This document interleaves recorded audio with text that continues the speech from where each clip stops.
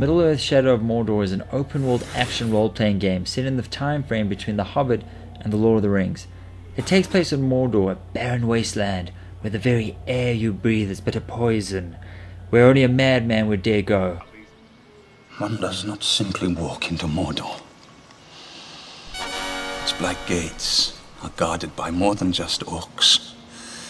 There is evil there that does not sleep.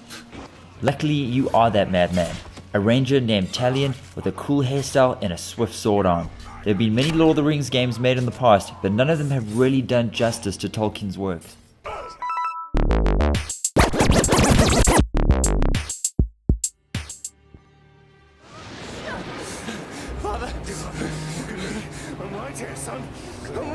The game starts off on a very dramatic note, with Talion basically losing everything dear to him. Luckily, he meets a wraith with a similar story of tragedy, and together they roam Mordor, hunting orcs and war chiefs and decapitating basically everything in sight.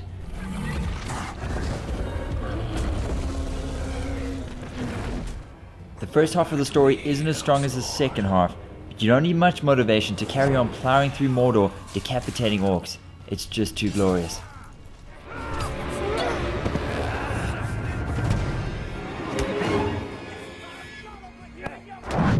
Well, this doesn't bode well.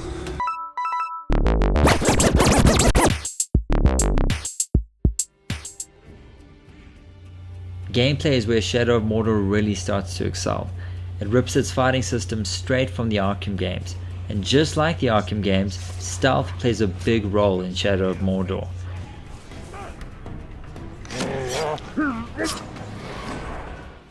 Every time you're killed by an orc, they level up through the ranks. They also level up in power. This means if they keep killing you, their level just increases and they become way harder to take down. Eventually, feuds will begin between you and the orcs, and you will drop everything just to settle the score with them. Ask my master to leave you alive. Mordor is home to many a foul beast, and they will rip your head off the second they get the chance. Luckily though, they can also be mounted and used against your enemy. Each time you level up, you unlock various runes that can be engraved in either your sword, dagger, or bow. You also unlock a whole host of other special abilities as well. Overall, the combat in Shadow of Mordor is fantastic and extremely brutal. In fact, the only chink in Shadow of Mordor's armor would be the traversal controls, which can tend to feel a little bit clunky.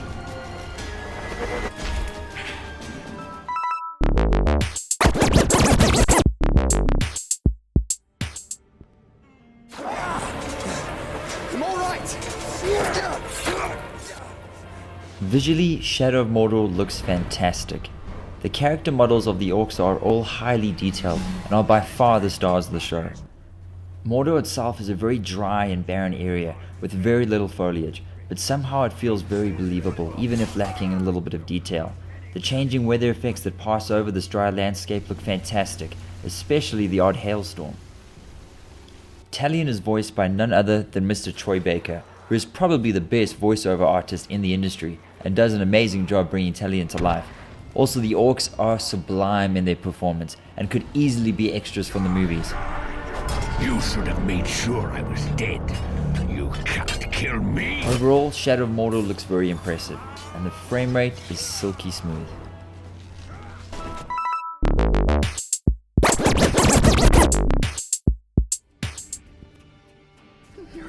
Prime Master is good. He looks after us. Shut your insolent mouth! Shadow of Mordor is solely a single-player experience with no multiplayer component whatsoever. As a massive fan of the co-op mode in War in the North, I can't help but feel that Shadow of Mordor might have missed an opportunity by not letting you jump in with a friend. Luckily though, its fluid combat and of course the now famous Nemesis system make it extremely hard to put the controller down.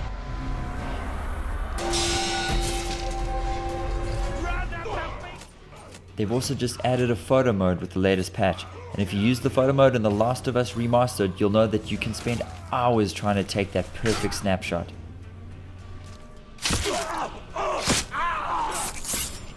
You get a lot of bang for your buck in Shadow of Mordor, and you should easily surpass the 30-hour mark.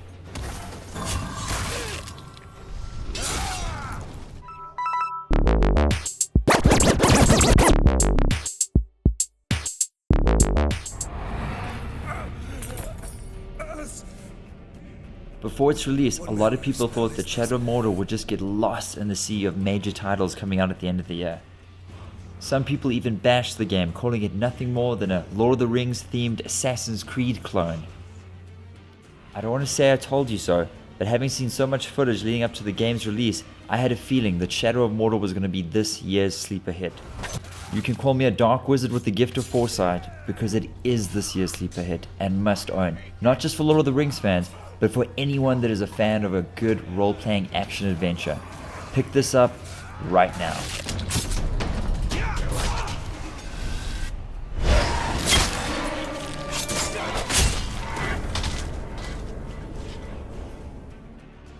Blimey, you fools!